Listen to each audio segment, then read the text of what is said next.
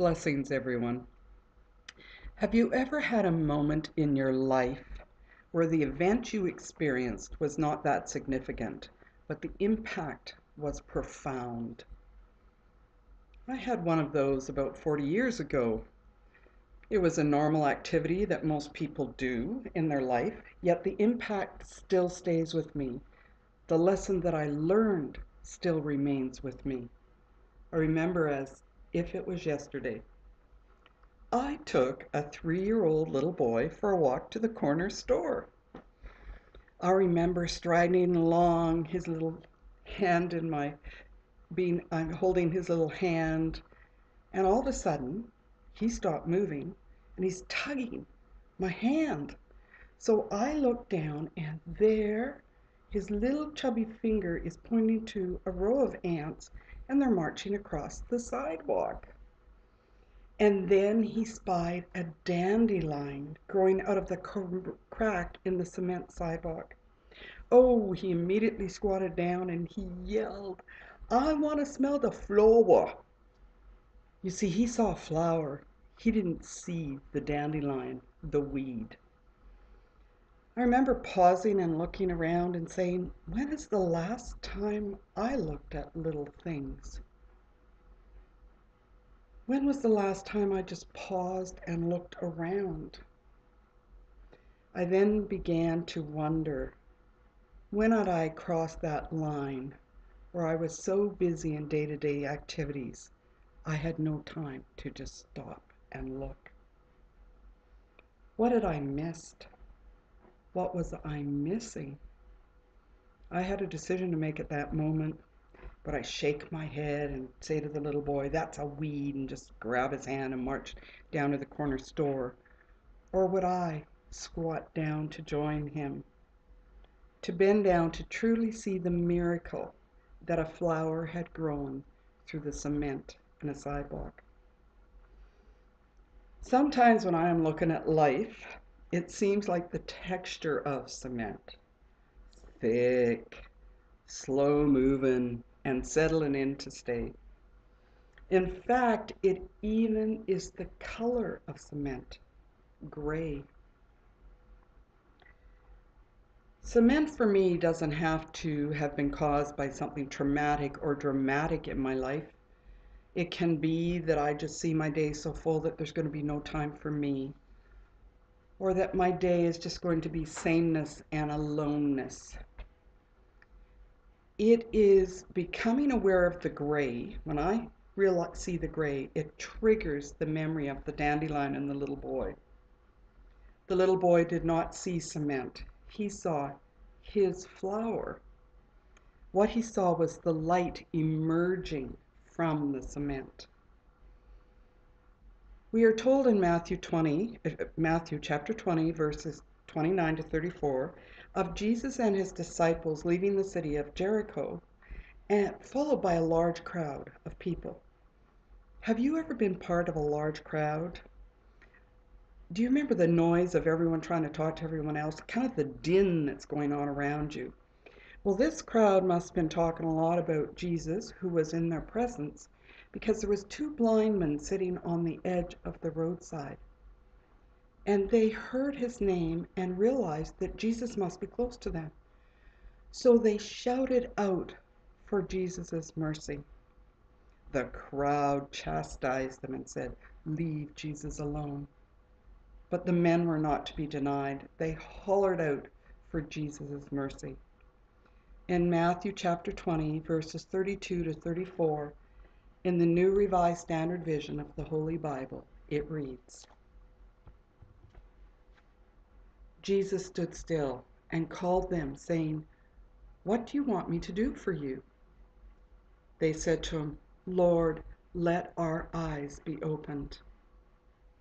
Moved with compassion, Jesus touched their eyes.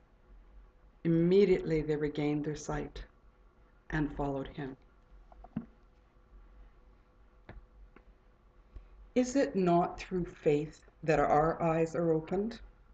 That through divine sight we again realize that faith is the path that's going to take us through life's challenges. My sister is dying. The memory of the boy in the dandelion has come to me this week, into my consciousness. I've been seeking how to stay focused on the divine light, not the cement. I have found strength and comfort in the words of Charles and Myrtle Fillmore, co-founders of Unity, regarding divine light. Charles Fillmore advises, the first step to turn chaos, what I call cement, so the first step to turn chaos into a blessing is the awakening of light, divine illumination in our minds.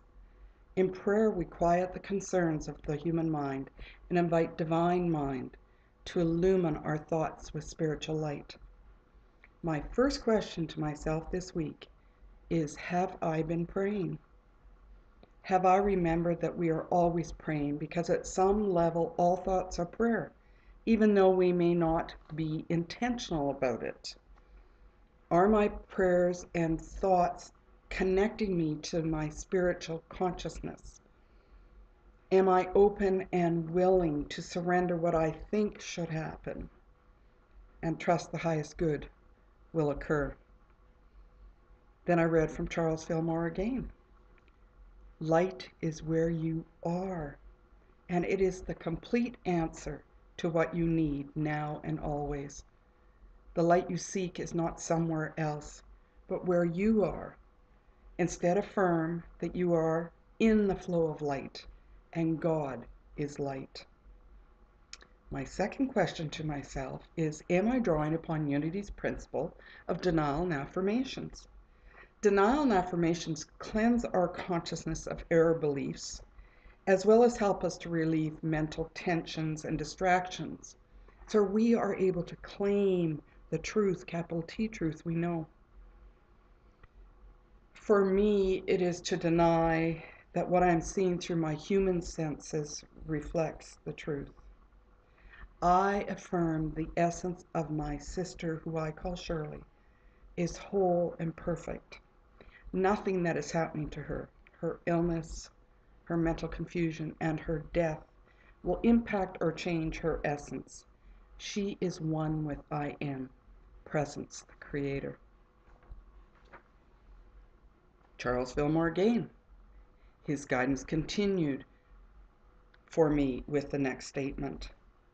All things are in consciousness, and you have to learn to separate the erroneous from the true, the darkness from the light.